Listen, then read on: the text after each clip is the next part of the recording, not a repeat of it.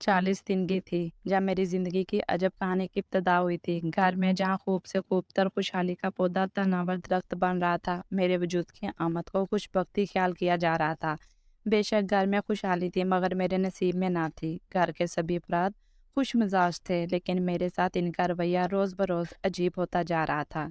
मैं अभी बच्ची थी, कुछ समझ ना पाती। अम्मी अब्बू खरीदारी को जाते तो अमारा और सलमा को साथ ले जाते, जबकि मुझे छोटे भाई फरहान के साथ घर छोड़ जाते।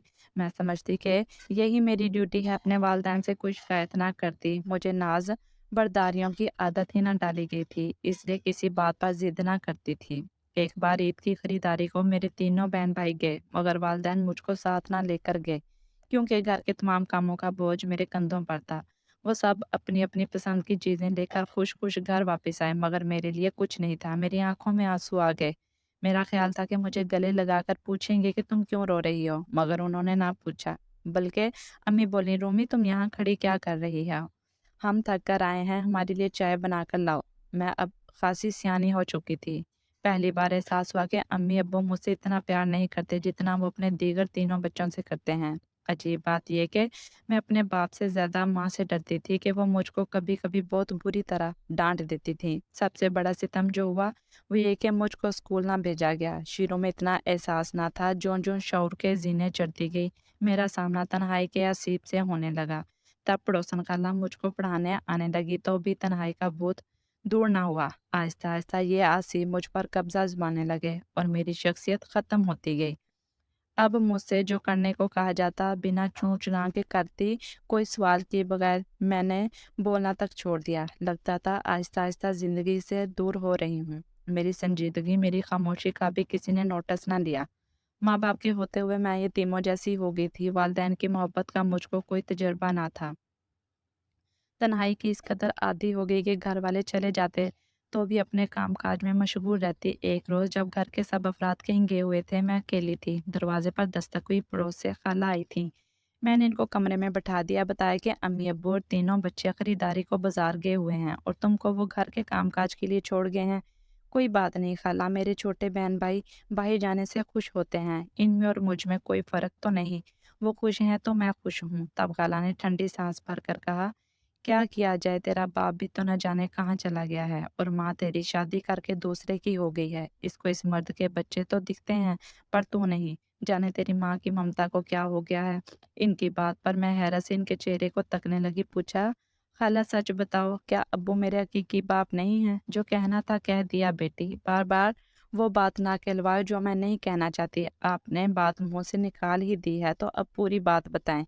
क्या अम्मी भी मेरी नहीं है? ये भी मुझसे वैसा प्यार नहीं करती जैसा मेरे छोटे भाई और बहनों से करती हैं? हाँ बेटा, बस ऐसा ही जानो, माँ भी मर गई है तेरी, लेकिन अब तो तुमने इन्हीं के पास रहना है। अब तेरा इस दुनिया में है कौन इनके सिवा? हालांकि बातें मेरी समझ में आ भी रही थी और नहीं भी। मुझको हैरान और परेशान देख वो बोली, बेटी रेहान साहब की औलाद ना थी और वो दूसरी शादी करना ना चाहते थे।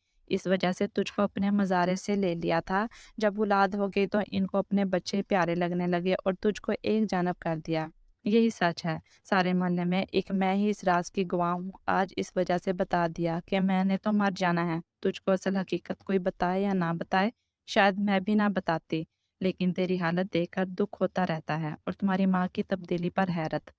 पहले पहल तो उन्होंने तुमको ऐसा प्यार दिया, दूसरे बच्चों के होने के बाद तुम उन्हें बोझ लगने लगी। अब तुम्हारी कोई हैसियत नहीं है। तुम तो बस एक मज़ारे की बेटी हो, जो वडेरों की चाकरी के लिए ही पैदा होते हैं।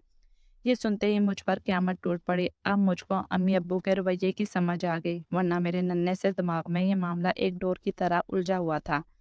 अब सारी बात अयां थी। मैं इतना रोई कि पहले कभी इतना ना रोई थी। खाला को भी दुख हुआ कि उन्होंने ये सब मुझे क्यों बता दिया। मुझे अब भी यकीन ना आ रहा था। ये सच है कि मैं इनकी लेप पालक हूँ। ये मेरे माँ-बाप नहीं हैं और असल माँ-बाप कोई और हैं। क्या मैं अब इस दुनिया में लावारिस, बेआसरा और बेसहारा हूँ? वो घर जिसको अपना समझती थी, अब मुझको पराया लगने लगा। लम्हों में ही दिल ने इस घर से शनासाई के सारे रिश्ते तोड़ दिए। ताहम एक मदम सी उम्मीद अब भी बाकी थी कि शायद खाला गलत कह रही हूँ। जब किसी को भी पता नहीं तो खाला इस राज को कैसे जानती हैं? मैंने पूछ ही लिया, खाला ये सब आप कैसे जानती हैं? जब तुम्हारे वालिदैन ने ये घर खरीदा था तो मोहल्ले में बस यही दो घर थे, एक तुम्हारे वालिद का और दूसरा मेरा।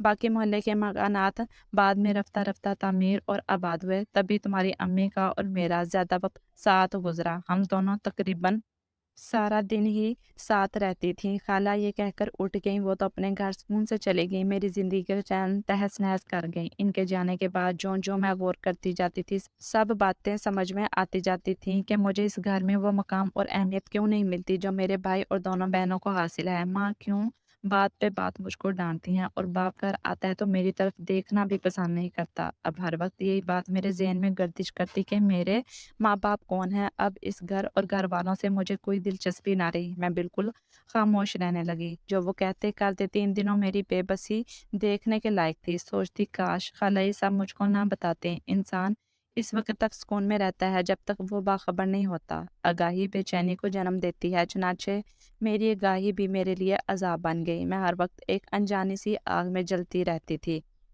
मेरा सब्र शायद मेरा वो एतमाद था जो मैं अपने माँ-बाप पर करती थी। एतमाद टूटा तो सब्र की दौलत भी मिट्टी में मिल गई। दिल का प्याला अब हर वक्त आंसुओं से लबरेज रहता था कि ज़रा सी जंबिश से छलक जाता था और आंखें इस पानी को अपने अंदर रोक नहीं सकती थीं। इनकी संगदिली बढ़ती रही, लेकिन अब मुझको इनसे कोई गिला नहीं था क्योंकि मैं इनकी कुछ नहीं लगती थी। पहले तो मैं इनकी बेरुखी डांट और नाइंसाफियां इसलिए बर्दाश्त कर लेती थी कि समझती वो मेरे वालिदैन हैं, जो चाहे मेरे साथ कर सकते हैं, ये इनका हक है और फर्माबरदारी मेरा फ़र्ज़ है। लेकिन खाला ने हकीकत बताकर मुझको खाली हाथ कर दिया। क्या ज़ुल्म सहना और कुछ ना कहना मेरी तकदीर है? आखिर कब तक? अब यही सवाल हर वक्त मुझको परेशान करने लगा। एक मोहब्बत ही तो वो ताकत है जिसके बलबूते पर दूसरों के हकूक आप अपने हाथ में ले सकते हैं। जब इनको मुझसे मोहब्बत ना थी तो डांटने, डपटने और हुक्म चलाने का भी हक नहीं था। मैंने घर छोड़ने का फैसला कर लिया। एक रोज़ अम्मी सलमा और फरहान के साथ किसी के घर सालगिरह में गई हुई थी, जबकि अमारा घर पर थी। अमारा ने कहा, "अपा मेरे कपड़े धो दो, बाकी काम कर लूँ फिर धो दूँगी।" मैंने जवाब दिया, "इसे मेरी ये गुस्ताखी ना भाई।" इसने धमकाया कि अभी ना धोए तो अच्छा ना होगा। मैंने परवाह ना की और अपने काम में मगन रही। अचानक इसने चिल्लाकर मुझे बुलाया, "क्या बात है? क्यों चिल्ला रही हो? क्या तुमने कल मेरे कमरे की सफाई की थी?" "हाँ, की थी। मेरी अलमारी में पैसे रखे थे, वो अब नहीं हैं।" "अलमारी तो मैंने नहीं खोली, अच्छी तरह देखो, पड़े होंगे। मैं क्यों तुम्हारे पैसे लूँगी? तुम ही ने लिए हैं।" मैंने अच्छी तरह देखा, वहाँ पैसे नहीं हैं। इसका लहजा तौहीन आमेज़ था। वो चिल्लाकर बोल रही थी तो मैंने भी इसको इसी तरह चिल्लाकर जवाब दिया। तभी वो शशदर रह गई। "आपा रूमी, आज क्या हो गया है तुम्हें? जो तुम्हें हो गया है, तुम्हें क्या हो गया है? मैं तो रोज़ ही ऐसे ही बोलती हूँ, तो मैं भी रोज़ अब तुम्हारे साथ वैसा ही बोलूँगी जैसा तुम बोलोगी।" मैंने कहा, "बात को घुमाओ मत, मेरे रुपए वापस कर दो वरना अम्मी से मार पड़वाऊँगी।" यूँ हमारी ये लड़ाई शिद्दत पकड़ गई। इसने गुलदान उठाकर मुझ पर फेंका जो मेरी टाँग पर लगा, तो मैंने पास पड़ा वज़नी ताला उठाकर इसको दे मारा। वो इसके माथे पर लगा और खून बहने लगा। खून बहता देखकर मैं डर गई। वो तो बिस्तर पर गिर गई, मुझे लगा कि बेहोश हो गई है। मैंने पुकारा, इसने कोई जवाब न दिया। खून बह रहा था, मुझे अपना अंजाम बुरा नज़र आने लगा। मैं दरवाजे की तरफ भागी और घर से निकलकर दौड़ने लगी। मुझे मालूम ना था कि सिमत भाग रही हूँ। मेरी अब कोई मंज़िल ना थी। इस वक़्त मेरी उम्र 15 साल थी। इस उम्र में भागती हुई मैं बहुत अजीब लग रही थी। लोग हैरत से मुझको सड़क पर भागता हुआ देख रहे थे, लेकिन किसी ने रोक कर ये ना पूछा कि मैं क्यों भाग रही हूँ। काफ़ी दूर तक भागते-भागते जाने मैं किस जगह पहुँच गई थी। शाम हो रही थी और खौफ अभी तक मुझ पर सवार था। सच है, खौफ इंसान से ऐसे-ऐसे काम करवा देता है जिनको सर अंजाम देने के लिए आम हालात में तो हिम्मत साथ नहीं देती। इसी मुकाम पर खौफ हिम्मत बन जाता है। बिलाखिर पैरों ने जवाब दे दिया और मैं एक गली में बने हुए मकान के साए में खड़ी हो गई। तभी इस मकान से एक औरत बाहर निकली और मुझे सहमा खड़ा देखकर रुक गई। करीब आकर बोले, "लड़की यहाँ ऐसे क्यों खड़ी हो? किसके घर जाना है?" "किसी के घर नहीं जाना।" मैं वैसे ही घर से निकली थी, दूर आ गई तो रास्ता भूल गई। शाम हो रही है क्या सोचकर वैसे ही घर से निकली थी और अब रास्ता भूल गई हो। लड़कियों का इस तरह अजनबी जगहों की तरफ निकल पड़ना अच्छा नहीं होता। "बेटी चलो उठो, मैं तुमको छोड़ आती हूँ।" "तुमने कहाँ जाना है?" काफ़ी अरसे बाद किसी ने इतने प्यार से बात की तो आंखों में आंसू भर आए। बहन से लड़ाई होगी, इसके माथे से खून निकल आया तो मैं डर से घर से निकल गई कि अम्मी अब्बू आएंगे तो मुझे मार पड़ जाएगी। बहन भाई किस घर में नहीं लड़ते, ये तो मामूल की बात है। अच्छा हो मेरे घर पानी पी लो, ज़रा हौसला करोगी तो तुमको मैं खुद तुम्हारे घर छोड़ आऊंगी। वो बाजू से थाम कर मुझको अपने घर के अंदर ले आई। कुछ देर दिलासा दिया, चाय इसरार करके पिलाई, फिर बोली, "देखो रात होने वाली है, मुझे सच सच बता दो कि क्या मामला है।" تمہارا گھر کہاں ہے؟ میرا کوئی گھر نہیں ہے۔ یہ کہہ کر میں رونے لگی۔ بیٹی کوئی چھت تو ایسی ہوگی جس کی پناہ میں تم نے زندگی کا اتنا عرصہ گزارا ہے۔ میں نے ہر بات ان کو سچ سچ بتا کر کہا کہ آپ مجھے رکھ لیں، میں اب لوٹ کر گھر نہ جاؤں گی۔ اچھا ٹھیک ہے، تم یہاں رہو جب تک رہنا چاہتی ہو، جب کہو گی تم کو تمہارے والدین کے پاس پہنچا دوں گی۔ میں ان کے گھر رہنے لگی۔ انہوں نے اتنے پیار سے رکھا کہ جب کہتے ہیں کہ اب اپنے گھر جانے کو راضی ہو جاؤ تو میں رونے لگتی۔ یہ دو میاں بیوی ہی تھے۔ ایک ان کا بیٹا تھا جو کمانے کو سعودی عربیہ گیا ہوا تھا۔ اب میں ان سے اور وہ مجھ سے مانوس ہو گئے تھے۔ میں بچپن سے گھر کے کام کاج کی عادی تھی۔ آنٹی کے گھر کا سارا کام سنبھال لیا، ان کو بہت آرام ملا اور وہ مجھ سے پیار کرنے لگی۔ شوہر سے کہا، بچی یہی رہنا چاہتی ہے تو رہنے دے، ہم کو کیا پریشانی دے رہی ہے، الٹا آرام ہی دیتی ہے۔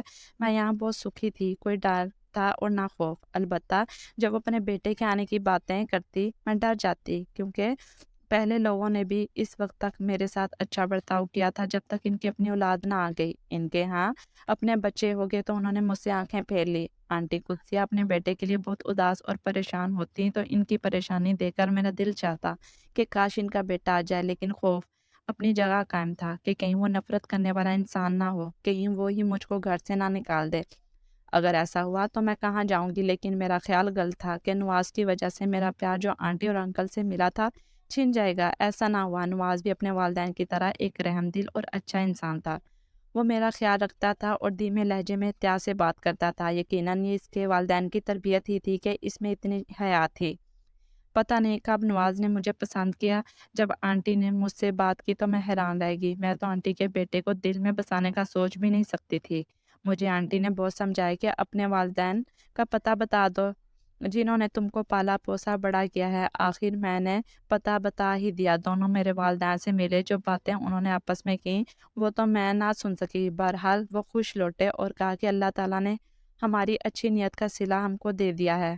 ہم نے تمہارے والدین کو راضی کر لیا ہے، وہ تمہاری شادی میں شرکت کریں گے۔ وہ واقعی تمہارے گھر سے چلے جانے پر بہت پریشان تھے۔ بڑی سادگی سے میری نواز کے ساتھ شادی ہوئی، کیونکہ آنٹی اور انکل دھوم دھام کو پسند نہ کرتے تھے۔